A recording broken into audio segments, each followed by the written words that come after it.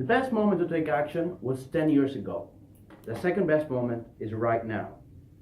Good morning, ladies and gentlemen. I'll begin my speech by defining some of the key terms in today's motion. First of all, by North Korean nuclear facilities, we mean those places where nuclear weapons are developed and stored, such as but not limited to uranium enrichment plants, nuclear silos, and launch pads in North Korea. By a first strike, we mean a preemptive strike against these North Korean facilities with the aim of destroying North Korea's ability to execute a nuclear strike. And by justified, we mean that there is a reasonable and necessary course of action in the face of this North Korean threat. Now, why is it that we are debating this today? Because in 2017, North Korea, who constantly threatens to attack neighboring countries and the United States, has gained the capability to launch a missile strike anywhere in the world. And we wonder if a preemptive strike would be justified in protecting the international community. Now, in order to win this debate, we will have to prove two main things to you. The first, that it is necessary to deprive North Korea of its nuclear weapons, and the second, that the potential harms of a preemptive strike are outweighed by the destruction of a North Korean attack should that possibility take place. Now, in order to look at this debate more in a holistic way, we'll set up a framework of what is it that we were actually going to do should we do this preemptive strike. So in order to eliminate the threat that North Korea has become, a first strike consisting of the following steps would be carried out in the Korean Peninsula. First, the strike would be carried forward by the countries which are directly involved, that is the United States, Japan, and South Korea, and any other country which is willing and able to join the strike. And this would be an airstrike to North Korea's nuclear missile storage sites, missile production facilities, and launching pads for ballistic missiles. And we will destroy North Korea's more or less 8,000 artillery cannons and rocket launchers along the South Korean border in a matter of a couple of days. And this would be coordinated with a cyber attack to try to defuse all of their possible defense systems so that this would be as smooth as possible. Now, in order to prove our case, we'll present three main arguments. The first, yes, we can. The second, ticking time bomb. And the third, everything to lose. So beginning with yes, we can. Now, even under the strictest of international law, a country is justified in launching a preemptive strike against an enemy if certain conditions are met. So there are actually three conditions that have to be met, and we'll go through each of these in detail. So the enemy must have the ability to attack. Now, recent nuclear and missile tests that North Korea has launched, and U.S. intelligence itself demonstrate that North Korea has missiles capable of striking almost the entire world. So they are clearly able to attack pretty much any country in the world. So the second condition is the enemy's behavior must show that an attack is a real and clear threat. So in recent months, we have seen an unprecedented escalation of conflict in the Korean Peninsula, which is that Kim Jong-un has repeatedly escalated and accelerated North Korea's missile trials, most recently reaching the Sea of Japan. And Kim Jong-un has claimed he will completely destroy the United States. So given that North Korea now possesses, the means to fulfill these threats, they have become as tangible a threat as ever before. So is the threat real and clear? Yes, at an unprecedented level. And the third and final condition is there must be no other ways to forestall the attack should it take place. So first of all, in the event of an attack, nuclear weapons cannot be stopped from reaching the United States or anywhere else in the world, because American systems, the best ones available in the world right now, have less than a 50% success rate in stopping this missile. So should they launch many missiles at the same time, most definitely some would reach the target. Secondly, there are no other disarmament strategies that are actually helpful. No, thank you. All options have and will continue to fail with North Korea. We see the example of economic sanctions with, for example, North Korea has had many of these, and last year they even had economic growth despite of these incredible sanctions, so they do not seem to be very effective. Obama's strategic patience strategy was also proved to be radically ineffective. And finally, diplomatic talks are also completely ineffective because there's a historical precedent that North Korea promises to behave well when these talks are had, and then completely breaks their promises as soon as the sanctions are removed. So as North Korea has failed to fulfill its obligations to end its nuclear program by itself, no thank you, the international community is justified in attempting to enforce said agreements via more direct methods. So we prove to you here that given the criteria for a justifiable preemptive attack, given that these criteria are met, and North Korea has consistently failed to comply with its obligations and take the opportunity to actually solve the problem by themselves, we are more than justified to attack. No thank you. Second argument, ticking time bomb, on how a first strike is not only legitimate, but also effective and needs to be done as soon as possible. Now let's look at the impact of what a North Korean strike on, for example, South Korea would happen. So there will be tens of millions of deaths just because of a single nuclear strike in Seoul alone. We're talking about one city. They can strike almost anywhere in the world. Let's keep that in mind. Now, on the other hand, conducting the first strike ourselves would give the international community the upper hand in a potential conflict, minimizing civilian casualties as much as possible. So, for example, an American first strike would focus on missile development sites alone, not these civilian centers, which is what a North Korean first strike would look like. So, by targeting the nuclear sites in localized attacks, its nuclear threat would be suppressed. No, thank you. Now, this has effectively been done in the past already. We see the example of the Israeli army effectively eliminating the nuclear reactor in Syria, which was being used to develop nuclear armament. Now, before I continue, I would like to take a point if they have any. Yes, so you talk about how it's possible to save millions and millions of lives if we have a preemptive first strike. However, we first strike North Korea's nuclear facilities. Why doesn't that mean that South Korea and those in geographic proximation of North Korea will be affected by the nuclear waste that will spill over? Not necessarily. We are not, let me make this very, very clear. We are not advocating for a nuclear strike against North Korea. That is not what we're saying. We are advocating for an attack to the nuclear sites. It would not be a nuclear attack. It would be a localized attack with very few casualties, which would be effective in actually eliminating the North Korean nuclear threat. So the US and South Korea count with the technology and tactics necessary to actually launch this attack. They have precise bunker buster bombs capable of destroying even underground facilities, and US satellites can locate North Korean nuclear sites effectively. Now, what happens if we don't attack? What happens if we let North Korea continue to develop their arsenal? As more time is given, Korea grows more powerful, and the situation is even harder to defuse. North Korea's nuclear program has grown exponentially in the past years, and there is reasonable evidence to believe it will continue to do so. So an increasingly powerful North Korea with more nuclear missiles is harder to negotiate with, because it will be emboldened by its growing arsenal, and its bigger power means that it will be much harder for the international community to exert leverage on North Korea. So for all these reasons, we believe it's much better to be safe than to be sorry. Thank you very much.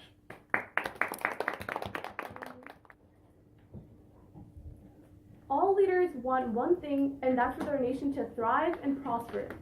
It is because of this fundamental similarity that different nations can create treaties and compromises with one another instead of warring.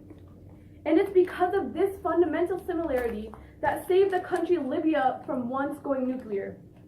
With proper diplomatic talks, the United States and Britain were able to convince once nuclear Libya to disarm itself in return for the removal of economic sanctions. Libya chose a safer option with guaranteed benefits over the risky and uncertain option that carried immense human costs. This act of peacefully negotiating saved lives, money, and prevented nuclear catastrophe. Therefore, the success of peaceful negotiations and diplomacy shows the world why we are so proud to oppose. Now we would like to go on to framing. The resolutionary question centers around the necessity of war and if we really need war. This is because the proposition's defense of a first strike is ultimately a defense of preemptive war, a war to prevent more war. War is not something to be taken lightly because it carries immense human costs. An unnecessary war is murder. To win, the proposition must prove with a definitive certainty that war is the only option to stop North Korea. The opposition's burden, however, is to prove beyond a reasonable doubt that war is not the only option. Now, the proposition will murder millions based on an empty threat. Now I would like to go into my first argument. A first strike on North Korea would lead to the massive displacement of native people living in South Korea and amongst other countries geographically nearby as well. This will cause unnecessary suffering and create an international refugee crisis that an undivided world is unprepared to address. Lieutenant Padada, a U.S. Army intelligence officer in South Korea, explains, within the first few hours of the conflict, tens of thousands of people will die and large swaths of Seoul in smoldering ruins. The South Korean capital is one of the most densely populated places in the world, resulting in horrific scenes, even from a limited strike. Millions of Seoul residents will attempt to flee their homes, however. The attacks will make any escape from the city challenging. What is certain is that it will trigger one of the greatest humanitarian crises in recent history, leaving millions of Koreans refugees. This turns any of their impacts coming off of the proposition because they just lead to more deaths. People that are geographically nearby will die. Not only the United States, not only North Korean facilities, not only people within those facilities, but people that are geographically nearby, for example, South Korea, turning all of their impacts that come off of the proposition. Now on to our second argument. Preemptive war is a choice. Yet preemptive military measures have always failed, simply because the political strategy that justifies them is one of paranoia and one of fear. This form of paranoia politics bases decisions of war off of assumptions about other nations. Yes. Do you think it's justified fear given that North Korea can completely destroy the city of Seoul in a matter of hours? Yeah, that leads to one, there are two answers to this. One, if we bomb North Korea, you would still be killing millions of lives surrounding them as well. And two, preemptive war is a choice, meaning that this is based off of paranoia politics. North Korea continues to make empty threats amongst, amongst the United States, but it has never carried out, which means that we can't create these assumptions of war and carry them out. Now, onto our prime example of our second argument is that, most notably, the detriment of preemptive war has been illustrated in Iraq. U.S. President Bush used fear to push American citizens into supporting a war in Iraq. According to Bush, the only way to keep weapons out of al-Qaeda's grasp was to forcibly change the regime in Baghdad. Then it turned out that there were no stockpiles nor links between Saddam Hussein and al-Qaeda. The entire political strategy and perspective was overrun by paranoia, resulting in unnecessary war. And this parallels to the topic of Kim Jong-un consistently making empty threats toward the United States among other world powers as well. Indeed, just months ago he declared war on the United States, and months later, nothing has happened. What must be noticed with Kim Jong-un is that his actions are a part of a long and predictable pattern. He is a man full of empty threats, and he throws at any media outlet willing to portray him the way he wants. John Hanson corroborates, Kim Jong-un is preparing to negotiate. His persistent, aggressive rhetoric and actions while building up his military capability are typical of those preparing to enter negotiations. The history of underdog nations seeking settlement supports the strategy as being commonly used. Not only that, but on New Year's Day, Kim Jong-un declared that he was open to dialogue with South Korea while still asserting North Korea as a nuclear power, meaning that the opposition has already proved beyond a reasonable doubt that war is not the only option. If North Korea is open to dialogue with South Korea, there is no chance of creating any type of preemptive war. Now we would like to go to the proposition's arguments. The first argument that they make is that it's necessary to deprive North Korea of weapons. There's one answer to that. You can deprive North Korea of weapons through negotiations. Because they're so open to dialogue with South Korea, there are other ways to do it. The Libya example shows why diplomatic talks can actually solve things. Now on to their conditions. Their first condition was that enemy must have the capability of attacking. That means that they say that enemies must have the capability of attacking. That's all countries that have the capability of attacking, so that shouldn't justify why we should go to war with North Korea. Their second one was that they're a real clear threat. We see that one that's based in paranoia politics, where we use fear to create war. That war will just create more war and more paranoia, where we kill people geographically nearby and not only others. Yes. You say this is fear politics, but unlike in Iraq, North Korea actually has nukes and it can use them. Yeah, an example that we showed was that just months ago, Kim Jong-un declared war on the United States. But that was just an empty threat and it was never declared out, which means that we shouldn't base our wars and assumptions about war based on empty threats by North Korea. Their other arguments were that diplomatic talks are ineffective. The Libya example inherently shows why diplomatic talks can actually work, because they disarm Libya from actually going nuclear. This means that we prevented many, many deaths, unlike the proposition. They also stated that it's a ticking time bomb and that North Korea strike will happen, and it will happen soon, but that's also based on empty threats as well. Another example of it would be Israel, when diplomatic talks helped Israel as well.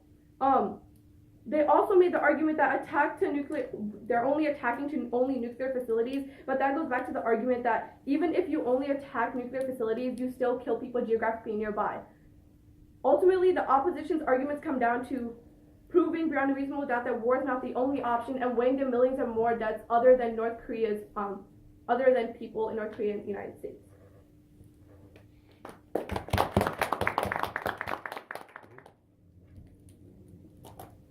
The skillful warrior doesn't rely on the enemy's not attacking, but on his own ability to prevent the attack in the first place. And that is why we are convinced that a first strike against North Korea nuclear facilities is justified. during my speech I will first refute the points brought by the other side of the House, and then move on to the third argument for the proposition, which is everything to lose dealing with the long term. But let's first remember that today Team Proposition will show you how it is necessary to deprive North Korea of its nuclear weapons, and how potential harms of a preemptive strike are outweighed by the destruction of a North Korean attack. Now, before moving to the refutations, an important clarification. We have to reiterate the fact that we are not going to carry forward this preemptive strike using nuclear weapons, but rather using missiles which are more precise and cause less harm. So there should be no preoccupation whatsoever regarding the nuclear spillover that they were talking about. Now, moving on to the refutations organized on 3 points: the alternatives, the refugee crisis, and the preemptive failures. On our first point regarding alternatives, they tell us that North Korea is an actor that is willing to negotiate, and if it were not by the aggressiveness of the United States, then they would be able to reach a deal and denuclearize without any other problem. The definition of insanity, according to Einstein, is to try many, many times the same thing and expect different results. North Korea has disobeyed more than 20 Security Council resolutions over the years. And it is a cycle, as they say themselves, because they promise to behave better, to denuclearize, to be more peaceful, and then they use the time that they gain to instead develop more weapons and grow stronger. We saw it with the six-party talks, which are a complete failure even when the United States was willing to negotiate. We saw it with the Korea Peninsula talks. Again, a cycle showing that North Korea is not just willing to negotiate, but they are willing to go to the end in the development of their nuclear weapons. They tell us, again, that they are open to dialogue. The only reason that they use this dialogue is to gain more time for this nuclear development. Secondly, on refugees and the consequences of war. They tell us that if we carry forward a nuclear first strike on North Korea, there will be a huge refugee crisis which will be completely destructive. They are making a huge assumption here, which is mistaken, that the first strike will inevitably lead to war with North Korea. On the contrary, we are convinced that it prevents that war, because you are depriving North Koreans of all of their nuclear weapons, which would be the main ways of attacking, no thank you, other countries. So once Kim doesn't have those weapons, he will not go to war because he knows that he is unable to do other things. Moreover, we show you in our framework how we would also destroy artillery units, for example, from North Korea, rendering them unable to carry forward these attacks. They tell us that we will kill millions of North Koreans if this happened as well. Again, we tell you that that is not true, because these attacks will be against the specific sites where these nuclear weapons are stored and constructed, and these are far away from civilian centers. Point. No, thank you. And thirdly, on the failures of preemptive strikes. They tell us that preemptive strikes never work. We show you a different perspective. We tell you that it is much, much worse to wait until the enemy is far, far stronger than we can ever hope to attack and to defeat. If we keep on waiting for North Korea, then they will keep on developing nuclear weapons. They will not just stop, and then it will be much more harder in the future to stop them. Secondly, we tell you that there is not a paranoid situation from the United States. They tell us that the US is paranoid, and this is a fear-mongering from the United States government, and there will be no attack. They are just empty threats.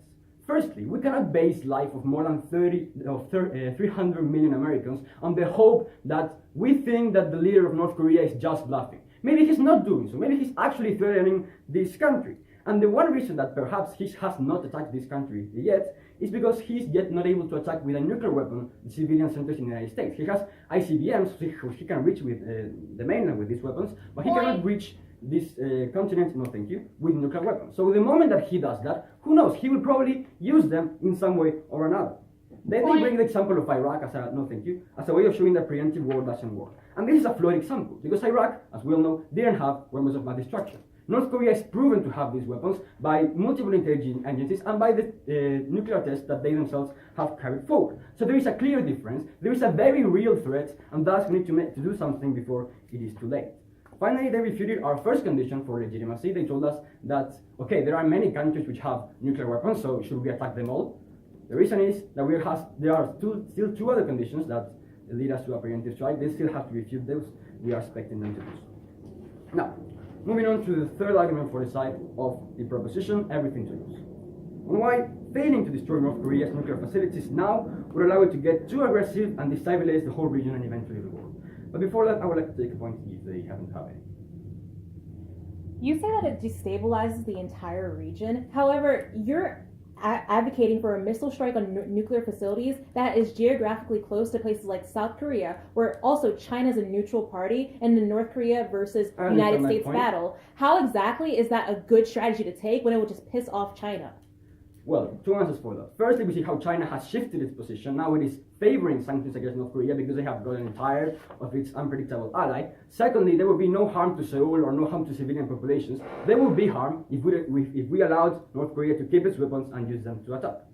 So now moving on to our first layer of analysis on North Korean decision making.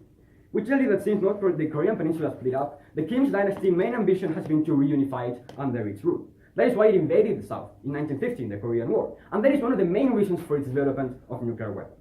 Allowing North Korea to keep these nukes makes its expansionist aims much more possible. With enough nuclear force, it can deter the United States, for example, for intervening and defending its allies. Today, the North Korean nuclear weapons cannot reach the US, but when they can, and they will eventually, no thank you, then the United States will have to choose between defending LA or Seoul, and they will probably choose LA, even more if they have a president that says America first. So we see an example of a parallel with, for example, the case of Russia and Crimea, in which Russia was completely able to invade its neighbor without any consequence because the West was afraid of intervening because of the nuclear power from the Russians. Thus we see how the territorial integrity of Japan and South Korea would be deeply challenged if we were to allow North Korea to keep its weapons. We see on a second layer of analysis that the nuclear threat from North Korea is not only a regional problem, but a problem for the whole world. We see that if North Korea can deter the United States from defending its Asian allies, these allies, Japan, South Korea, would try to get themselves a means of defending their populations. What does this mean? This means an arms race. This means South Korea and Japan trying to get weapons themselves because they no longer have an ally that provides them. This means an even greater chance of war because overall we are helping to ignite the conflict. Moreover, having a North Korea with nuclear weapons is extremely dangerous because it can sell these weapons to regimes like that in Syria or Iran. It has done so in the past. We don't want that to happen again. It can even give these weapons in exchange for money, which it needs, to terrorist organizations. Again, something that is very dangerous but not unlikely since North Korea has, as we say, already given weapons to countries like Syria and Iran.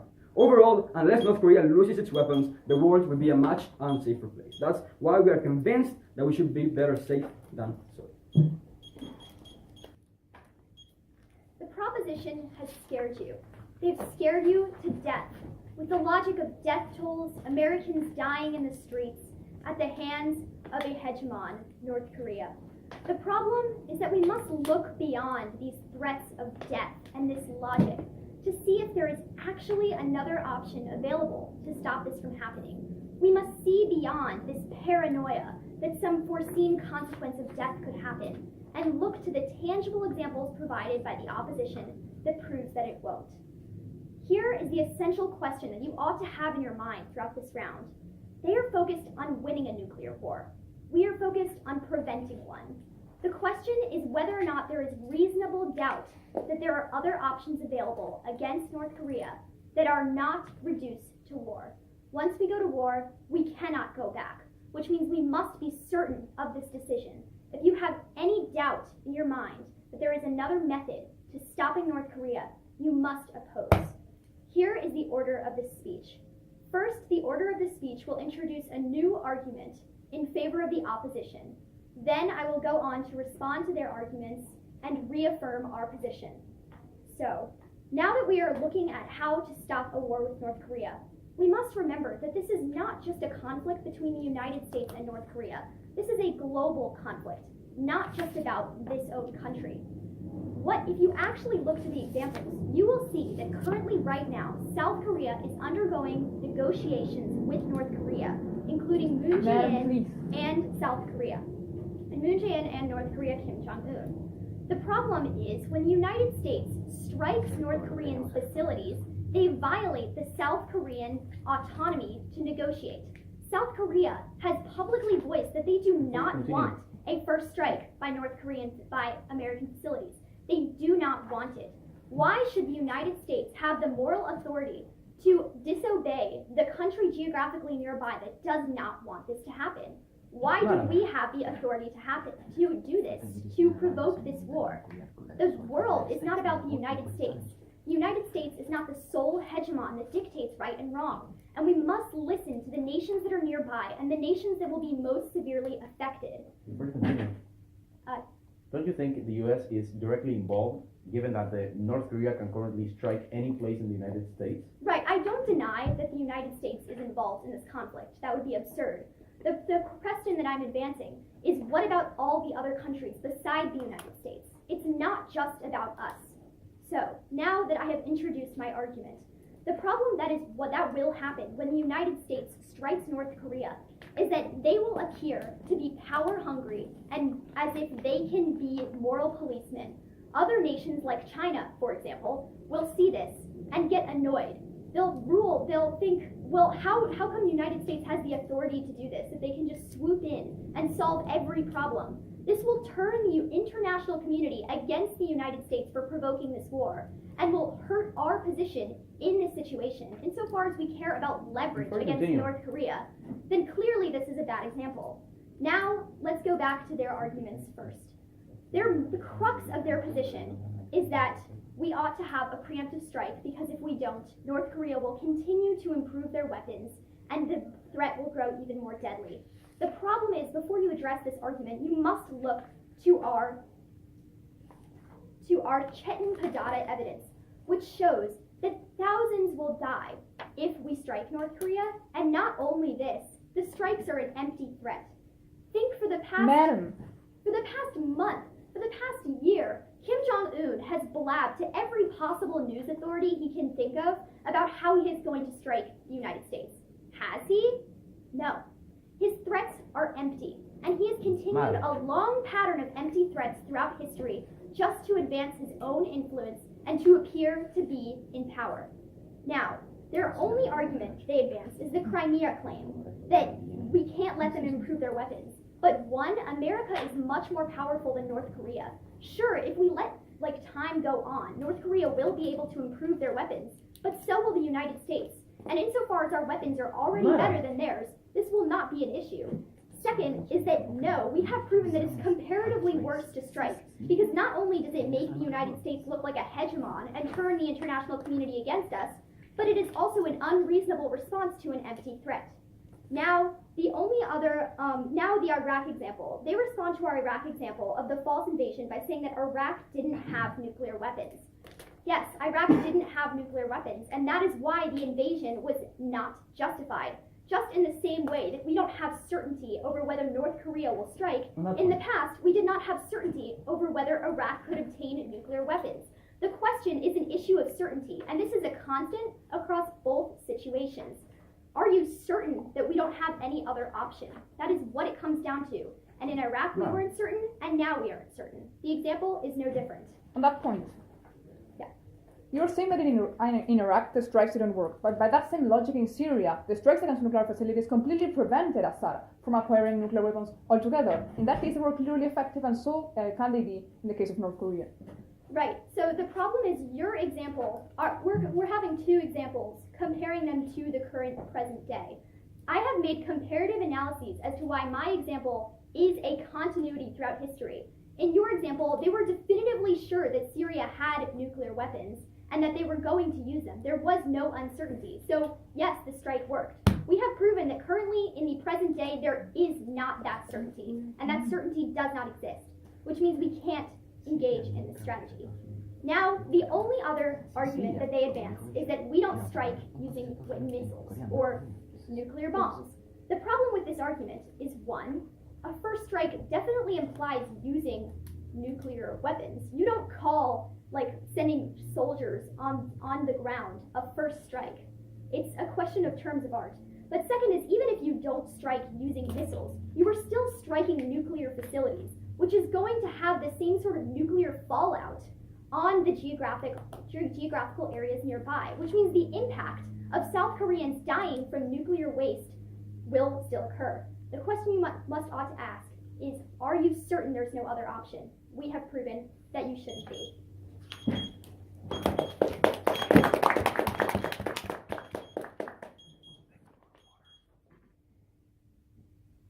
It is because the only way of preventing Kim Jong-un from using his nuclear button is to eliminate that possibility altogether that we still defend the motion that a first strike against North Korean nuclear facilities is completely justified.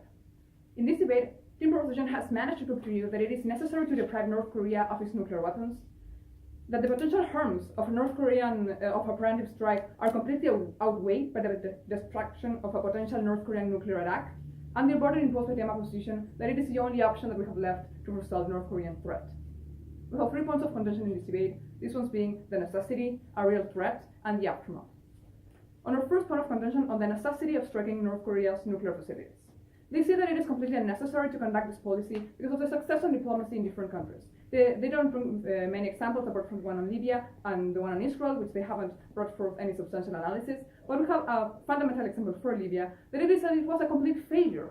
Why? Because as soon as Gaddafi gave up his nuclear weapons, he was overthrown by his former Western allies, and this clearly shows that Kim Jong-un is not going to buy this at all in any sort of scenario, and therefore they will not be able to succeed in conducting this supposed diplomacy altogether, because Kim will know that as soon as he does this, he will have an sort of leverage.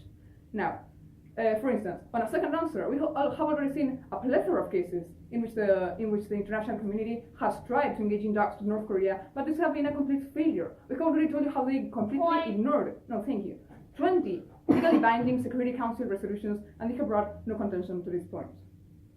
Then they say that we are claiming that we're focusing on winning a war rather than preventing nuclear war in the first place. But the reality is that nuclear war is going to be a reality with North Korea if we do not actually stop their possibility to attack preemptively. On our side of the house, we're the ones preventing a nuclear war by eliminating North Korea's nuclear capacity from the get-go before they have the possibility to do this. On their side, this possibility is open at all times and the North Korean nuclear threat is not reduced. In this point of contention, we have clearly proven how it is completely necessary and justified to conduct a first strike on North Korean nuclear facilities, because no other options have left, seeing as diplomacy has completely failed North Korea. They have neglected to negotiate, they haven't even accepted economic aid in turn for giving up their nuclear weapons. Second point of contention on the real threat. They tell us that North Korea makes completely empty threats, and the third decision to strike is just based on paranoia. Well, firstly, we see how it is factually incorrect that North Korea doesn't follow through on their threats. Why? Because in the Korean War, it actually tried to invade the South. It completely failed. And we have also seen how it has conducted actually acts of terrorism and sabotage against South Korea in many different scenarios, and how it regularly conducts cyber attacks against a variety of different countries. So by saying that North Korea is not an actual threat, they're completely ignoring the current state of affairs and North Korea's historic belligerence.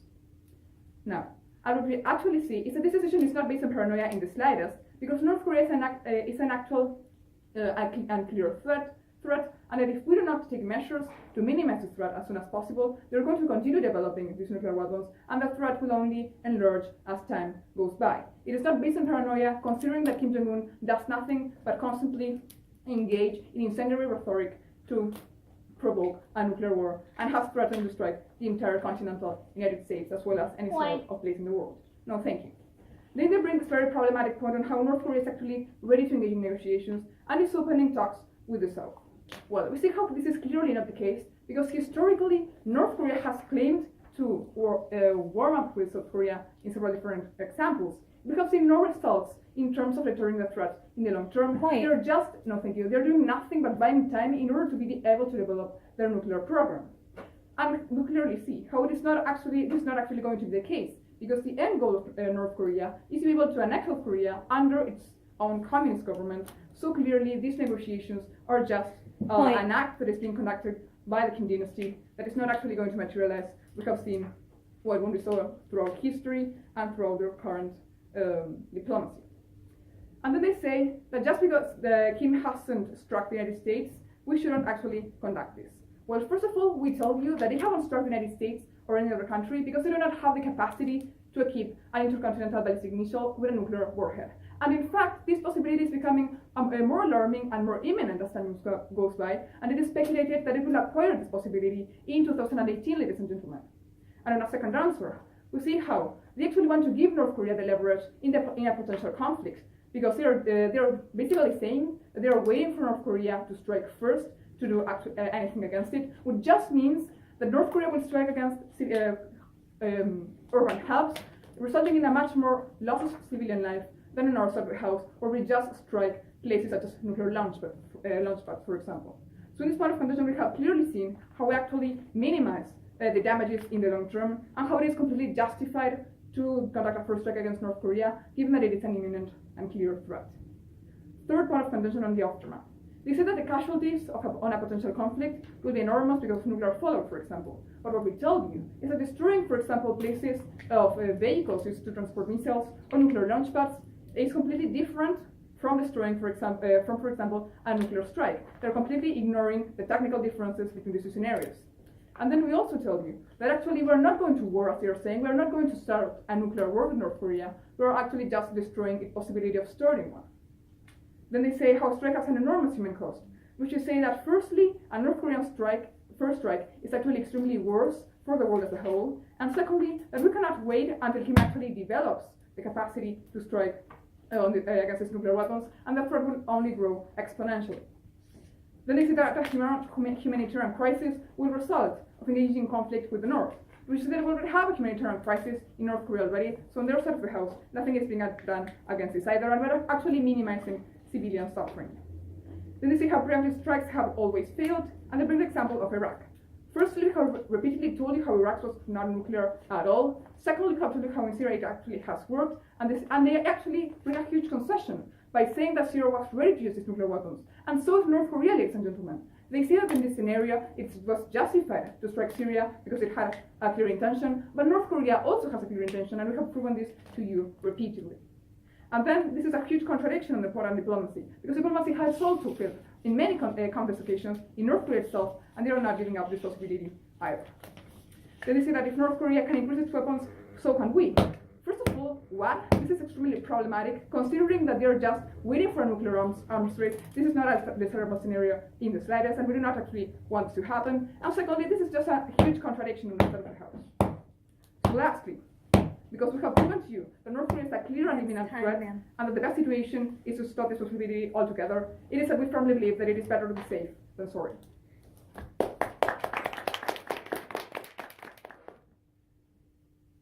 The world of team proposition looks a lot like inflammatory rhetoric. All of the world that team proposition proposes is one where the United States tries to strike North Korea, but they don't understand the implications of such a threat. There's two essential questions that I want you to ask yourself within this round. The first essential question is, do we cause a war by starting a war through a first strike?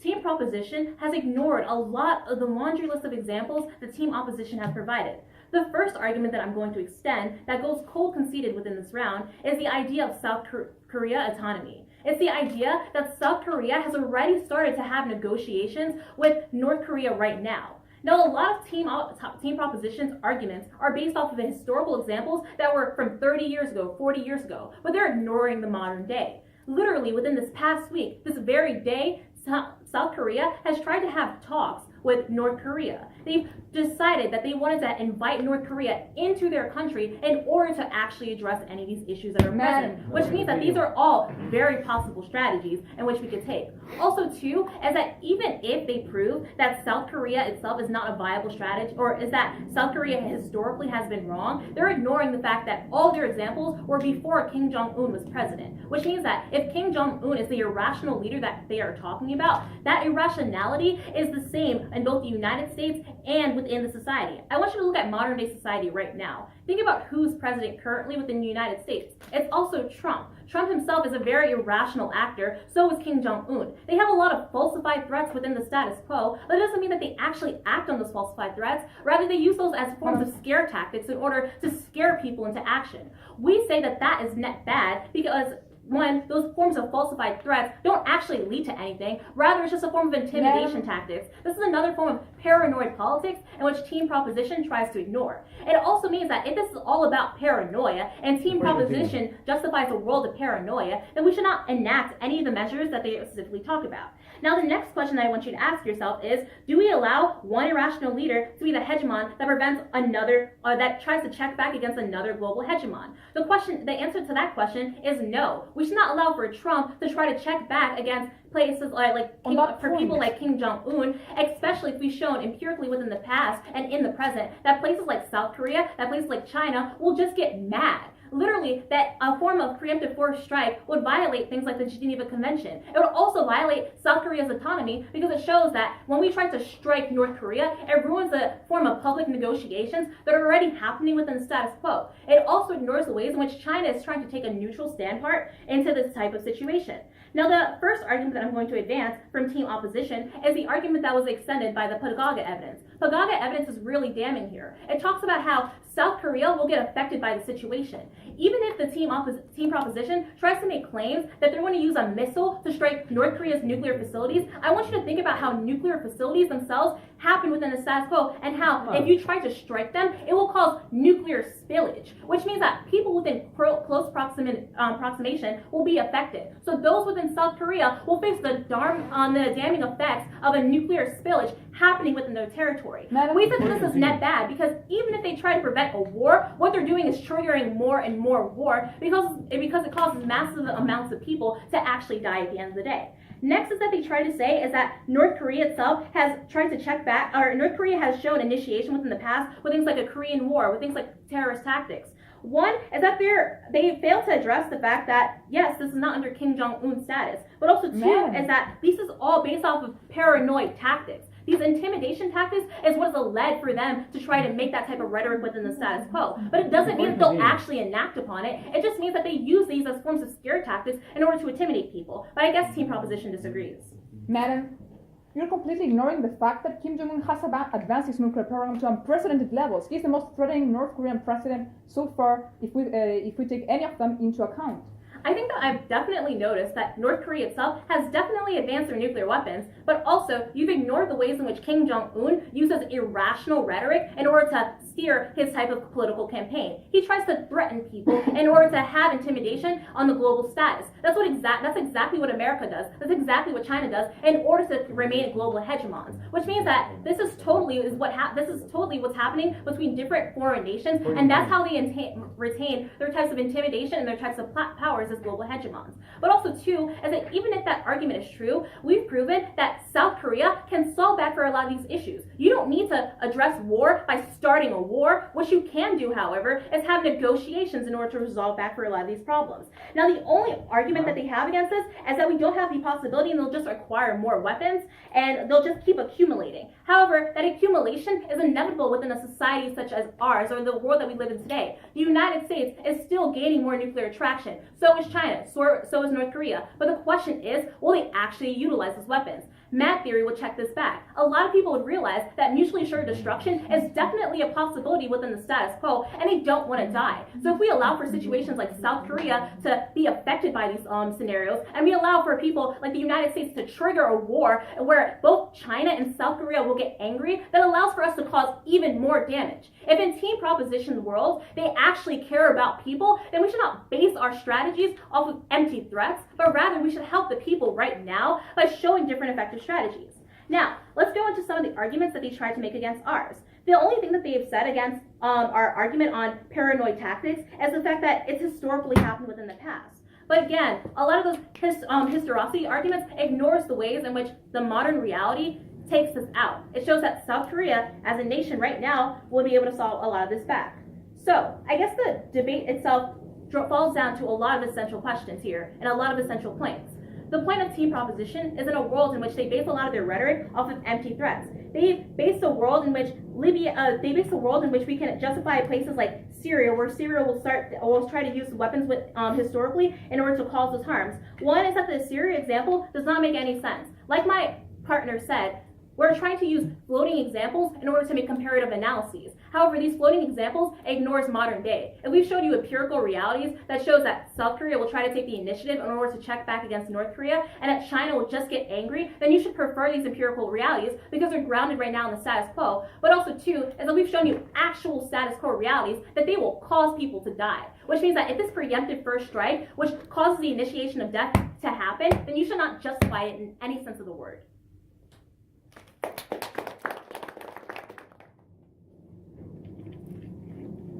War carries immense human costs. War is not an option that should be brushed over or considered lightly. We must be certain that we need to go to war. And Team Opposition has proven throughout all of our speeches that this certainty is something that does not exist in the status quo. Now, my partner did a great job explaining the impact of a first strike on the international community. This is not just a question of American lives being lost.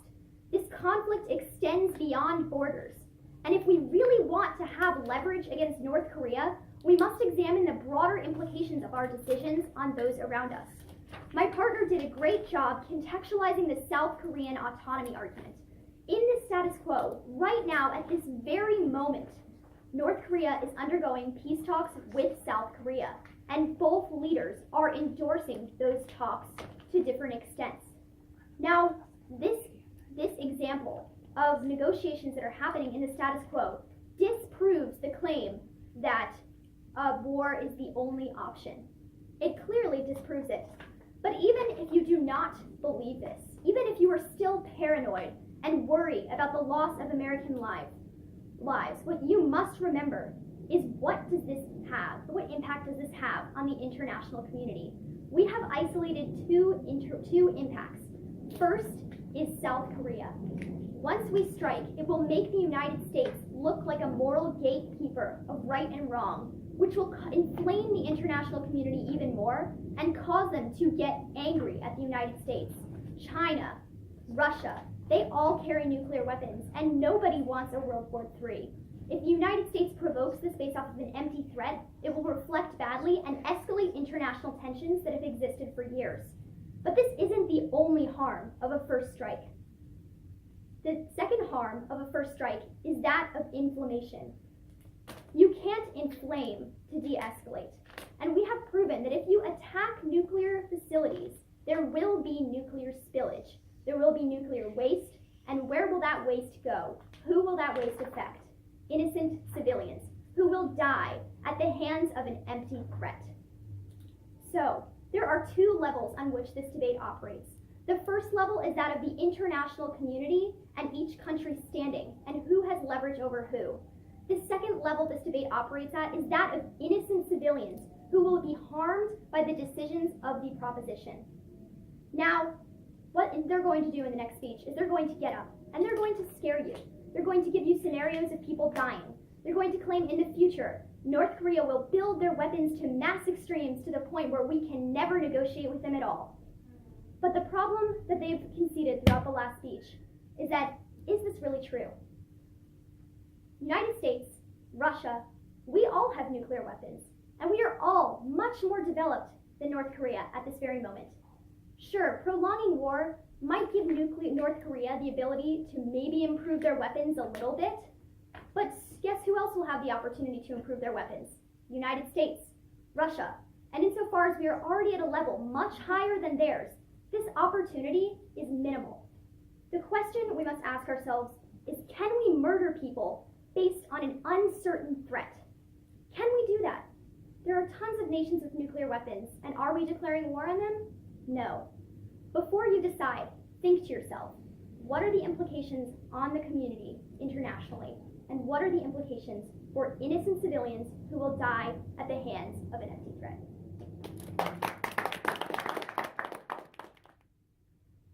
Today, Team Opposition tells you that North Korea is just baffling when it threatens to destroy the US and the rest of the world. But then, they tell you to trust them 100% when Kim Jong-un promises to negotiate and become a peaceful country if only the US stops threatening them. It is these double standards and lack of coherence that still lead us to believe that a first strike against North Korea is more than justified. So what have we seen in today's debate? Three main questions for you. First, is this attack justified and necessary? Secondly, is it effective? And thirdly, does it help us in the long term? Let's remember, first of all, that today we showed you how this attack is necessary to deprive North Korea of its nuclear weapons, and that the potential harms of a preemptive strike are outweighed by the destruction of a North Korean attack. So now on the first question, is it justified and necessary? In our first speech, we gave you three main criteria for whether there was a justification. If the country could attack, if there was a clear threat, and if there was no other way to stop. They concede the first point. North Korea is able to attack, but they challenge the second point, saying that there is no clear threat. That North Korea is just baffling, Kim just wants to get the attention of the world. We say that this is not true, and we give you many reasons why. Firstly, we give you analysis on how North Korea has ambitions to recover and to regain the south of the peninsula, so he is maybe willing to use his weapons.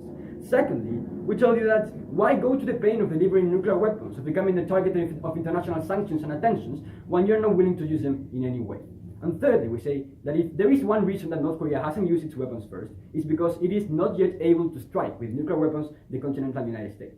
If we keep on waiting and that moment arrives, then there's not such a certainty that they will not use it. Secondly, on a third point, on the lack of other alternatives, they say that there is still another alternative. They say we can use negotiations. Again, we show you how this is not a real possibility because of the repeated failures of this kind of tactic. We tell you about the 20 not fulfilled Security Council resolutions from North Korea. We tell you about the six-party talks, all of them failures, which North Korea used to gain more time to develop more weapons. But then they tell us, okay, but you are violating South Korea's autonomy to decide and negotiate. Firstly, you are violating the United States' ability to defend itself against an existential threat from a clear enemy. Both of them have rights to try to defend their populations. Secondly, again, we say that if you keep on waiting, you give them more time and you give them the possibility to attack much better. They made a huge concession on the second speech. They told us that the attack in Syria was okay because, quote, they had weapons and they were willing to use them. So if Syria was enough for them, clearly North Korea should be as well because they have threatened expressly to use these weapons against the United States, South Korea, and Japan. So clearly, according to their own standards, we should be trying to get them away from North Korea. So overall, this is a more than justified attack and more than necessary because the threat is real and can be diffused with this first strike. Which leads me to my second question. Is the strike effective?